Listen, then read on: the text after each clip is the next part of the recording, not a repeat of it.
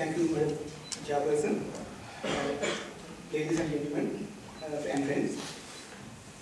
I represent the working class movement, trade union movement in Sri Lanka. We are better known in Sri Lanka as the Free Trade Union Centre. As the representatives of the working class, honest working class, we have been supporting the struggle of the Tamil people for their right to self-determination.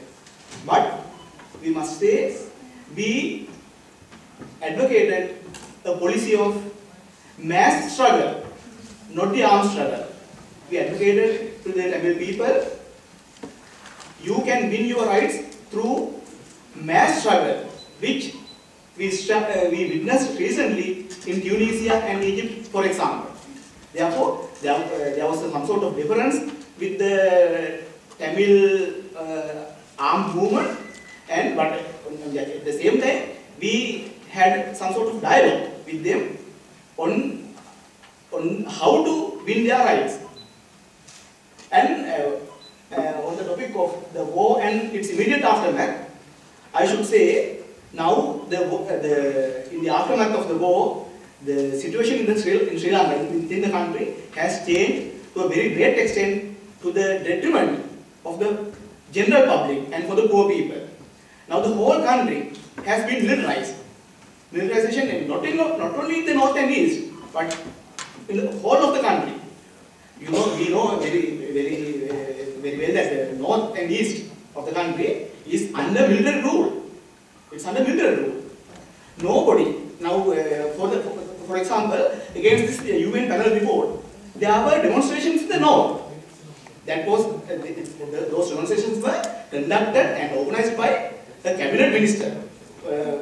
This minister was in the government. But do the people have a right to demonstrate against the government or for the UN report? People can demonstrate or do anything in support of government, but they can't do anything. They can't make any protest or any noise against the government.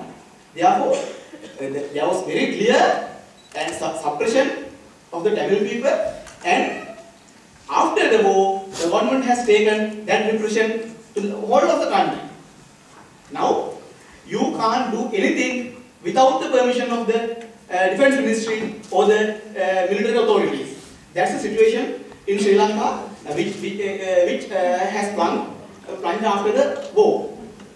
Now, the thing is that this militarization has taken place with some sort of tacit approval of the Sinhalese people, I must say. Because the armed forces and the military has been elevated to the level of some sort of sacred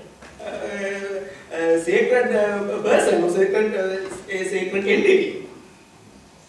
Therefore, the militarization has been taking place in some sort of tacit approval of the people. It's not a good thing. We oppose that. And at the same time, we can see suppression of media. Media can't report anything which the military is not taking lightly, especially against the president, against the defense secretary, or against his family. The president's family, you can't report anything. And on the other hand, also the dissenting voices, not only the media in general, and also all the dissenting voices have been suppressed to a great extent. And if you make a dissenting voice, you are under threat. At any time, you may be abducted or you may be made to disappear. Therefore, although many people do understand what this government is doing and how they are suppressing the people, not only the Tamil people, but also Sinhala and other communities, most of the people keep silent just to survive. And also, I should say that although the government claims that the north and east, especially the Pani and the north, have been liberated from the grip of the LTTE, they claim that they have liberated. But you can't go outside the main roads in the north. Even the Sri Lankan people, and none of the foreign people can't go to the north, especially to the north, without the permission of the Defence Ministry. But even Sri Lankan people can't move freely. You have to be on the specific routes if you are going to the north. That type of repression and militarization is taking place there. And on the other hand, that some people mentioned about that commission, LLRC. Now the government's main trump card against this UN report and for the Tamil people, their main trump card is this so-called lessons learned and reconciliation commission. And also now the government is claiming that they are on the way of reconciliation. But what reconciliation? What is their what the government is doing for reconciliation?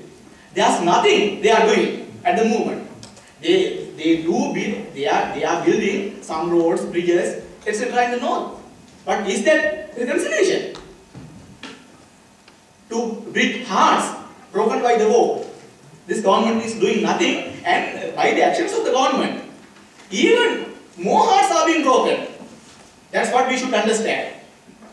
This government is not bent on giving any solution to the Tamil national question. And the main thing is, the President Mahinda Rajapaksa and his government is not recognizing there is a problem in the north. They just say to the grievances faced by Tamil people. But we say there are grievances, but the main thing is Tamil national question. You should understand what the question is. Without understanding the Tamil national question, you can't give a solution. Now the government is having discussions with the TNA, Tamil National Alliance.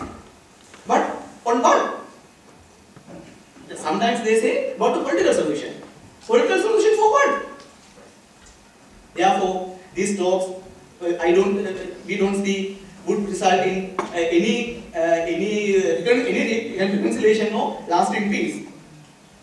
And the LLRC at the same time, that commission is hearing evidence. Now some people mention that Bishop Raya Joseph of Vaunia have given a clear report, very good report, explaining all the details and giving the full picture of the clear picture of what happened during the last stages of war.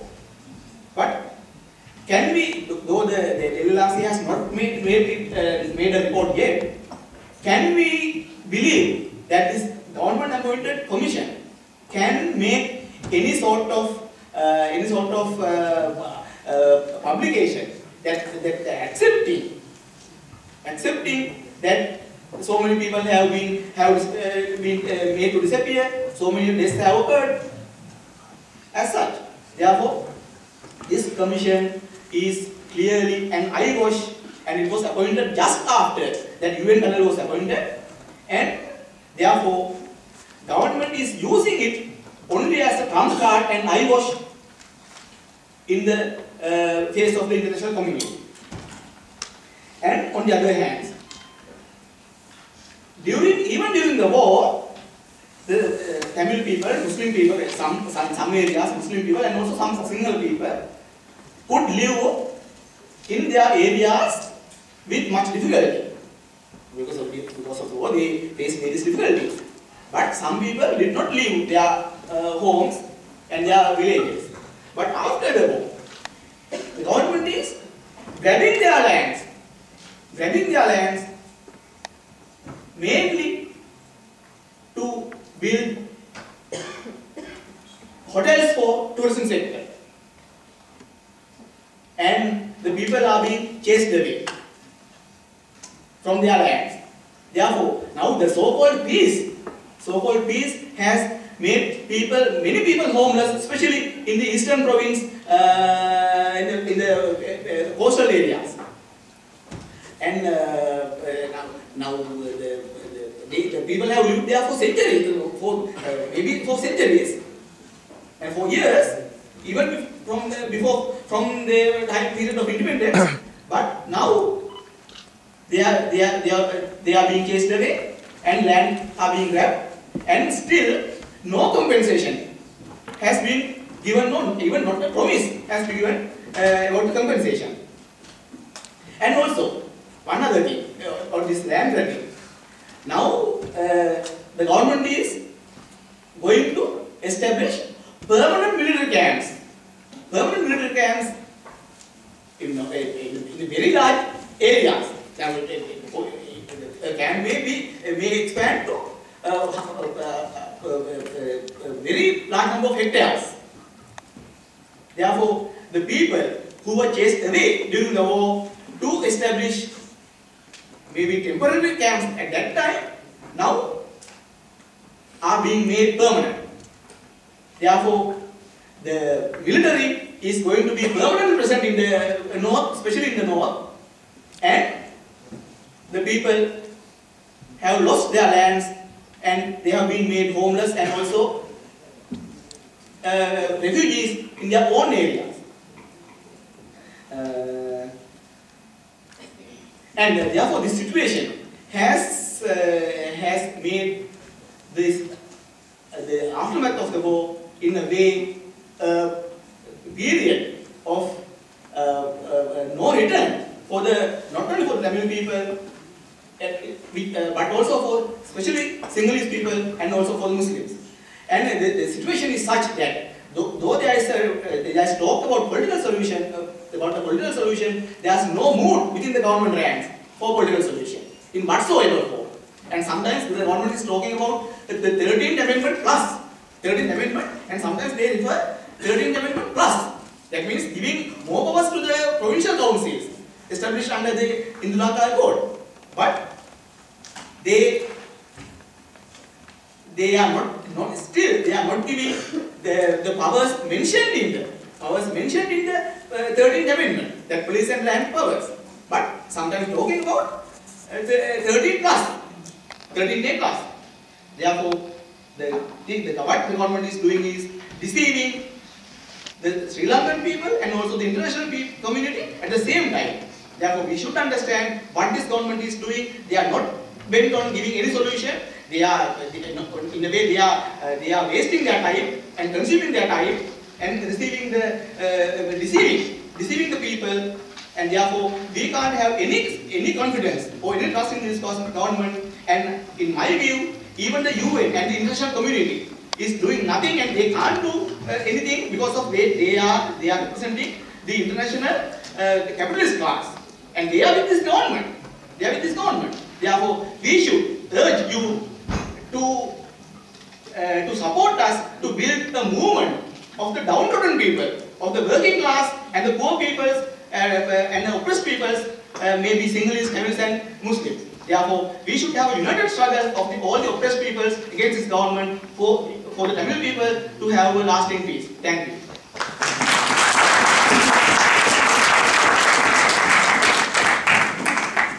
Thank you very much.